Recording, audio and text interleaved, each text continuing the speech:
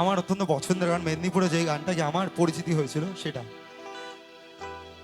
আমার ব্যবহারের সেই আলমারি আয়না ওসব নাকি বেশ পুরনো ফ্ল্যাটে রাখা যায় না। আমার ব্যবহারের সেই আলমারি আয়না ওসব নাকি বেশ পুরনো ফ্ল্যাটে রাখা যায় না। ওর বাবার ছবি ঘড়ি ছড়ি বিদে হলো তাড়াতাড়ি, ছেড়ে দিল কাকে খেলো পোষা বুড়ো ময়না।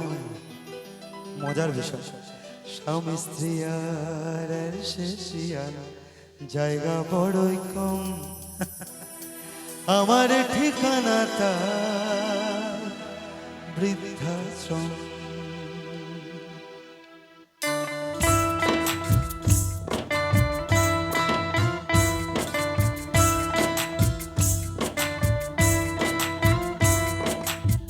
ছেলে আমার মস্ত মানুষ, মস্ত অফিসার, মস্ত ফ্ল্যাটে যায় না দেখা এপার ওপার। নানান রকম জিনিস আর আসবাব দামি দামি, সবচেয়ে কম দামি ছিলাম একমাত্র আমি। ছেলের আমার প্রতি অগাধে সম্ভব, আমার ঠিকানাটাই বৃদ্ধাশ্রম। মজার বিষয় থাকে যে আমরা ছোটবেলায় যে আমাদের আর্তনাদ থাকে না, সেটা একজন মানুষই বুঝতে পারে। পৃথিবীতে ভগবান একজনকেই পাঠিয়েছে, সেটা হলো মা। মা ব্যতীত পৃথিবীতে কেউ নেই, কেউ নেই। তাই আমরা বড় হই সময়ের সাথে, মায়েদের একটু শান্তিতে ভুলে যাই। নচিদা তাই বলছে,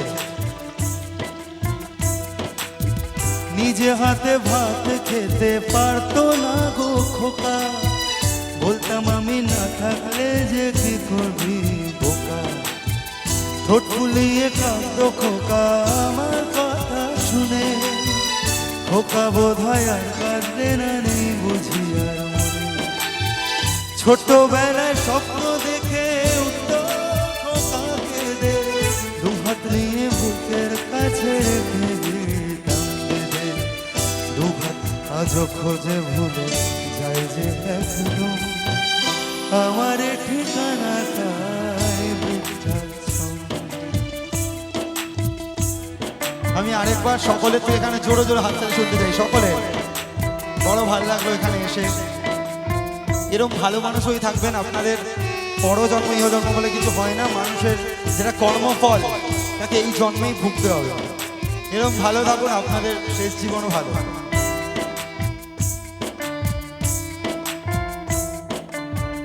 খোকারও হয়েছে ছেলে 2 বছর হলো, আর তো মাত্র বছর 25 ঠাকুর মুখ তোলো। 100 বছর বাঁচতে চাই এখন আমার সাথ, 25 বছর পরে খোকার হবে 59। আশ্রমের ঘরটা ছোট, জায়গা অনেক বেশি, খোকা আমি দুজনেতে থাকবো পাশাপাশি। সেদিনটার স্বপ্ন দেখে ভীষণ রকম, মুখোমুখি আমি খোকার বৃদ্ধাশ্রম।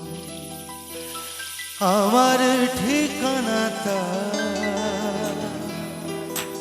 বৃদ্ধাশ্রম। Thank you so much, thank you so much. সকলে খুব ভালো থাকবেন।